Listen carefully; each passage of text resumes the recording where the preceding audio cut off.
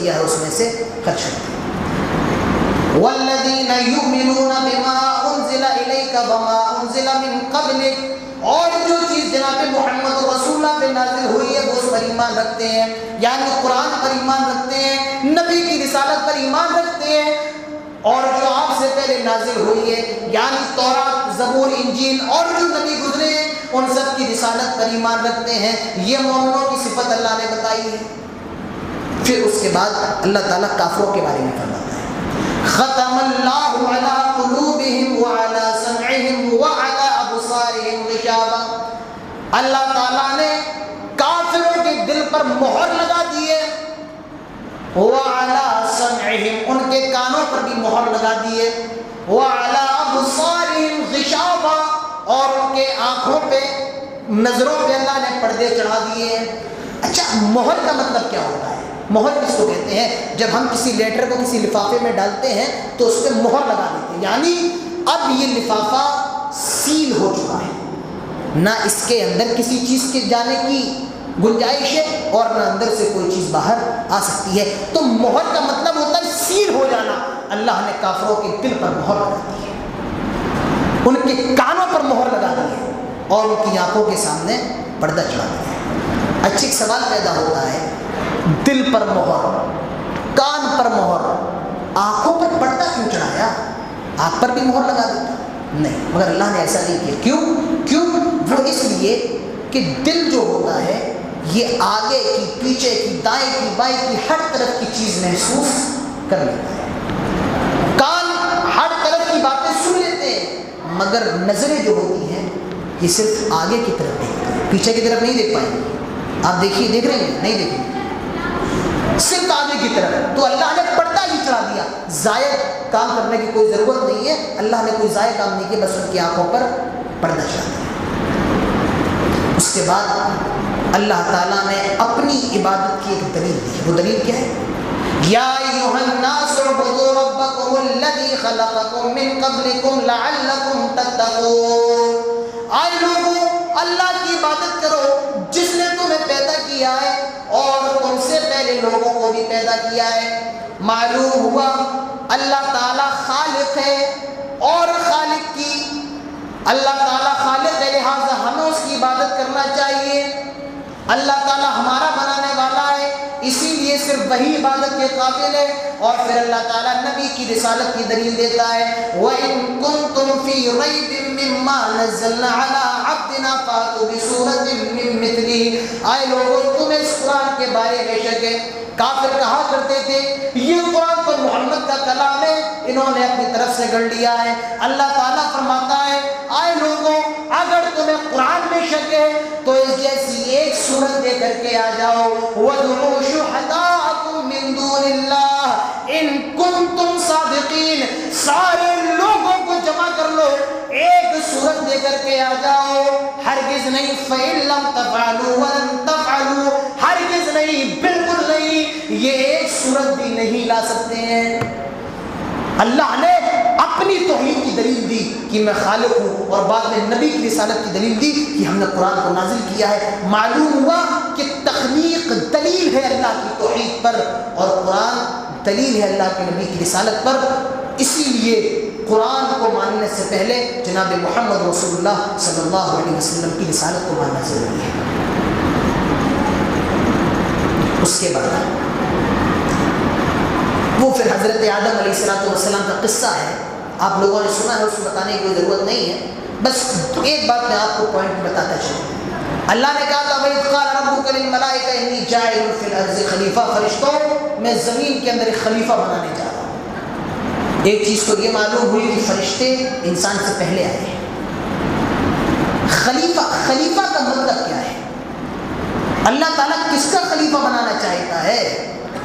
اللہ تعالیٰ کیا اپنا خلیفہ بنانا چاہتا ہے؟ نہیں، اللہ نے انسان کو جناتوں کا خلیفہ بنایا ہے۔ جنات انسان سے پہلے دنیا کے اندر آئی، یہ بڑا لڑائی جھگڑا کرتے تھے، بہت خون خرابہ کرتے تھے۔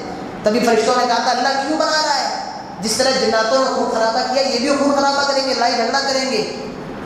تو انسانوں سے پہلے جنات آئی تھی، اللہ تعالیٰ نے انسانوں کو جناتوں کا خلیفہ بنایا ہے۔ جناتوں خلیفہ بنایا. اور پھر آپ کو معلوم ہے حضرت آدم علیہ السلام کو شیطان نے بہکایا ورگلایا اور پھر وہ جنت میں تھے, جنت سے دنیا کے اندر آ گئے. یہ ساری چیزیں آپ کو معلوم ہیں. تو یہاں شیطان کا ذکر کیا, اللہ تعالیٰ نے شیطان کو بھی دنیا کے اندر پھینک دیا. شیطان کے ذکر کے فوراً بعد جسٹ اللہ نے بنی اسرائیل کا ذکر فرما دیا. یا بنی اسرائیل وَاذْكُرُوا نِعْمَتِيَ الَّتِي أَنْعَمْتُ عَلَيْكُمْ وَأَنِّي فَضَّلْتُكُمْ عَلَى الْعَالَمِينَ. آئے بنی اسرائیل غور کرو, ہم نے تمہارے اوپر کتنی نعمتیں دے رکھی تھی, کتنی نعمتیں نازل کی تھی. وَأَنِّي فَضَّلْتُكُمْ عَلَى الْعَالَمِينَ, اور تمہیں پوری دنیا پر فضیلت ہم نے دے رکھی تھی. شیطان کے بعد اللہ نے بنی اسرائیل کا ذکر کیا, جس کا مطلب یہ ہے یہ قوم بھی بہت شیطان تھی, یہ قوم بھی. اسی لیے حضرت موسیٰ علیہ السلام کو ڈنڈا دے کر کے بھیجا گیا تھا. اتنی شیطان تھی, حضرت موسیٰ کو ڈنڈا دے کر کے بھیجا گیا. اللہ تعالیٰ ان کے بارے میں فرماتا ہے وَظَلَّلْنَا عَلَيْهِمُ الْغَمَامَ وَأَنزَلْنَا عَلَيْهِمُ الْمَنَّ وَالسَّلْوَىٰ. ان کے اوپر بادل آ جاتے تھے. یہ گھر وغیرہ ان کو بنانے کی ضرورت نہیں تھی, ان کے اوپر بادل آ جاتے تھے, بھائی ان کا گھر بن جاتا تھا. ان کے لیے آسمان سے من و سلوہ ایک طریقے کی بٹیر ہوا کرتی تھی. کچھ دن انہوں نے کھایا من و سلوہ. کھانے کے بعد حضرت موسیٰ کے پاس آئے, یا موسیٰ لن نصبر علی طعام واحد. آئے موسیٰ اب یہ من و سلوہ بہت ہو گیا, کتنے دن تک یہ کھائیں گے؟ حضرت موسیٰ نے کہا پھر کیا کھانا ہے؟ فَادْعُوا لَنَا رَبَّكَ رَبْ يُخْرِجْ لَنَا مِمَّا تُنبِتُ الْأَرْضُ مِن بَقْلِهَا وَقِثَّائِهَا وَفُومِهَا وَعَدَسِهَا. اپنے رب سے کہو ہمارے لیے پیاز نکالے, لہسن نکالے, دال نکالے. حضرت موسیٰ کہتے ہیں ارے اللہ کے بندو, کتنی اچھی چیز تم کو مل رہی ہے, گوشت کتنی اچھی چیز ہے. کہا جاتا ہے اللحم سید الطعام, گوشت تمام کھانوں کا سردار ہے. تمہیں گوشت مل رہا ہے اور تم اس گوشت جگہ دال اور لوکی سبزی اور پیاز مانگ رہے ہو. کہا نہیں, ہمیں تو بس یہی چاہیے. تو بڑی ناراض قوم تھی. پھر اللہ نے ایک واقعہ بیان کیا, کس کا؟ گائے کا. بنی اسرائیل کے اندر ایک آدمی تھا, اس کی کوئی اولاد نہیں تھی. اس کا جو بھتیجا تھا وہ اس کا وارث تھا. تو بھتیجے نے اپنے چاچا کو قتل کر دیا اور اس کی لاش کسی اور کے دروازے پر پھینک دی. جب صبح ہوئی سارے بنی اسرائیل کے لوگ جمع ہیں. کوئی کہہ رہا ہے اس نے قتل کیا ہے, کوئی اس پہ الزام لگا رہا ہے, کوئی اس پہ الزام لگا رہا ہے. سارے لوگ حضرت موسیٰ کے پاس آئے اور کہا موسیٰ اب تم ہی بتاؤ کہ اس کا قاتل کون ہے, اپنے رب سے دعا کرو اس کا قاتل بتایا جائے. حضرت موسیٰ نے دعا کی. اللہ نے کہا موسیٰ ان سے کہو کہ ایک گائے ذبح کریں اور اس کا گوشت کا ٹکڑا اس مردے پہ مار دیں, یہ زندہ ہو جائے گا اور قاتل کا نام بتائیں.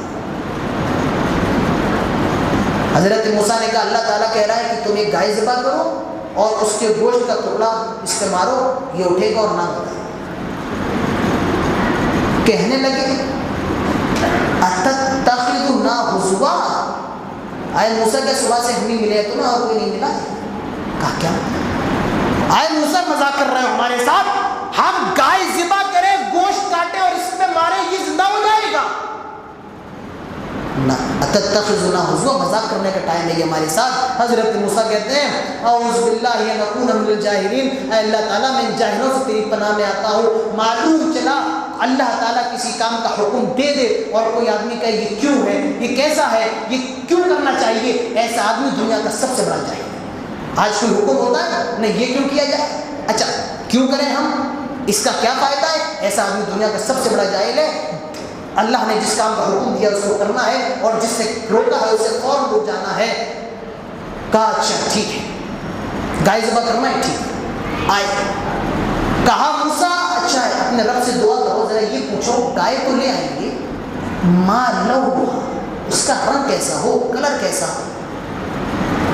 حضرت موسیٰ دعا کرتے, اللہ تعالیٰ فرماتا ہے آئے موسیٰ جاؤ ان لوگوں سے کہہ دو بقرۃ صفراء فاقع لونها تسر الناظرین, ایک پیلے کلر کی گائے لائے جس کا رنگ بہت زیادہ چمکیلا ہو, تسر الناظرین, اور جب لوگ دیکھیں تو وہ خوش ہو جائے, وہ مگن ہو جائے, وہ مسرور ہو جائے. اتنی پیاری گائے پیلے رنگ کی لے کر کے آؤ. اب پھر آئے شروع کہا موسیٰ گائے تو لے آئیں گے، یہ بتاؤ وہ گائے کیسی ہو، کام جس نے کھیت میں کام کیا ہو ویسی ہو، جو جس نے کھیت میں کام نہ کی ہو ویسی ہو۔ حضرت موسیٰ پھر کرتے اللہ کون سی گائے، یہ گائے گائے کر رہے ہیں، کون سی گائے لائیں گے یہ؟ اللہ نے کہا ان سے کہو ایسی گائے لاؤ جس نے آج تک کھیت میں کام نہ کیا ہو، جس سے کوئی کام نہ لیا گیا ہو، جس سے کبھی جتائی نہ کروائی گئی ہو۔ حضرت موسیٰ نے کہا اللہ تعالیٰ ایسی گائے کی ڈیمانڈ کر رہا ہے، تمہیں ایسی گائے ذبح کرنا ہے۔ اور بہت پریشانی میں چل کے گائے ان لوگوں کو ملی، اس کو ذبح کیا اور گوشت کا ٹکڑا مس کیا، اور پھر وہ مردہ زندہ ہوا اور اس نے اپنے قاتل کا نام بتایا کہ میرا بھتیجا ہی میرا قاتل ہے۔ اس سے ایک مسئلہ معلوم ہوا کہ دین کے مسائل میں ہم جتنے زیادہ سوال کریں گے، جتنے زیادہ سوال کریں گے، احکامات اتنے ہی زیادہ سخت ہوتے جائیں گے، اتنے ہی زیادہ سخت ہوتے جائیں گے۔ اللہ نے کہا تھا گائے ذبح کر دو، کوئی بھی گائے ذبح کر دیتی، مگر رنگ کیسا ہو، کلر کیسا ہو، دکھنے میں کیسی ہو، کیا سائز ہو، کیا کام کرتی ہو، جتنا انہوں نے سوال کیا اللہ تعالیٰ حکم اتنی جلدی نازل، اتنا ہی سخت حکم نازل کیا، یہاں تک کہ کہا جاتا ہے بنی اسرائیل کی عورتوں کے زیور بک گئے تھے اس گائے کو خریدنے کے لیے۔ آج بھی کچھ لوگ ہوتے ہیں بہت زیادہ سوال کرتے ہیں، بہت زیادہ سوال کرنے والے۔ ایک مولانا صاحب سے سوال کیا جاتا ہے، مولانا صاحب یہ بتائیے کہ جنت میں آپ کہہ رہے ہیں جنت میں ساری چیزیں ملیں گی، کیا جنت میں حقہ بھی ملے گا؟ مولانا صاحب بھی بڑے ہوشیار تھے، کہتے ہیں ہاں جنت میں حقہ بھی ملے گا، مگر جلانے کے لیے جہنم میں جانا پڑے گا۔ یاد رکھیے دین کے معاملے میں قال و مقال نہیں، بس جتنا اللہ نے کہہ دیا اتنا کرنا ہے۔ سوال زیادہ کرو گے حکم اتنے ہی زیادہ سخت ہوتے جائیں گے، اور زیادہ سوال کرنا یہ بنی اسرائیل کے لوگوں کی علامت ہے، لہٰذا زیادہ سوال نہیں کرنا چاہیے۔ تو یہ گائے کا قصہ تھا۔ اس کے بعد اللہ نے ایمان کا معیار بتایا کہ ایمان کا معیار کیا ہونا چاہیے۔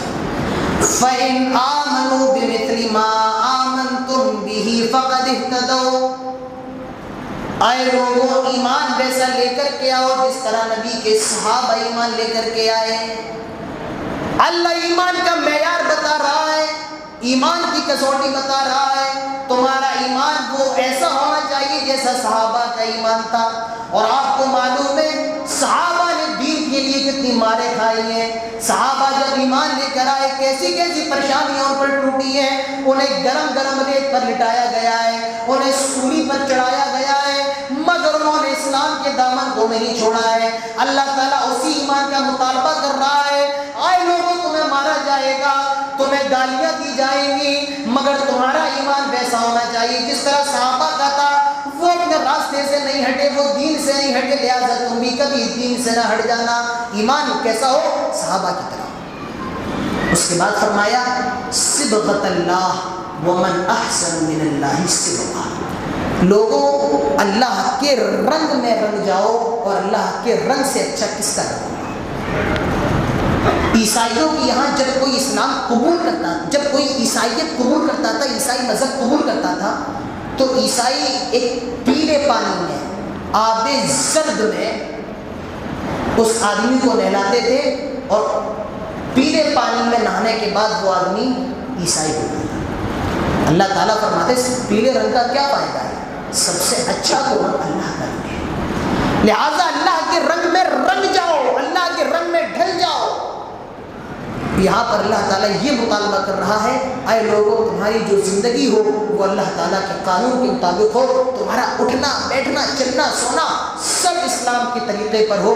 مجھے بتائیے کہ آج یہ ساری چیزیں ہمارے یہاں پائی جا رہی ہیں؟ نہ ہمارا اٹھنا اسلام کی طرح ہے، نہ ہمارا بیٹھنا اسلام کی طرح ہے، نہ ہمارا چلنا اسلام کی طرح ہے۔ آج ہمارے گھر مسلمانوں کے گھر نہیں، آج ہمارے چہرے مسلمانوں کے چہرے نہیں، آج ہمارے محلے مسلمانوں کے محلے نہیں ہیں۔ میرے پیارے ساتھیوں، ہمارا اٹھنا اسلام ہونا چاہیے، ہمارا بیٹھنا اسلام ہونا چاہیے، ہمارے لوگوں سے ملنا اسلام ہونا چاہیے، ہمارے گھر اسلامی ہونے چاہیے، ہمارے اخلاق اسلامی ہونے چاہیے۔ تو سب سے بہتر رنگ اللہ تعالیٰ کا رنگ ہے، اور اللہ تعالیٰ فرماتا ہے لوگوں میرے رنگ میں رنگ جاؤ، یعنی اسلام کے رنگ میں رنگ جاؤ تو پکے سچے مومن اور مسلمان بن جاؤ۔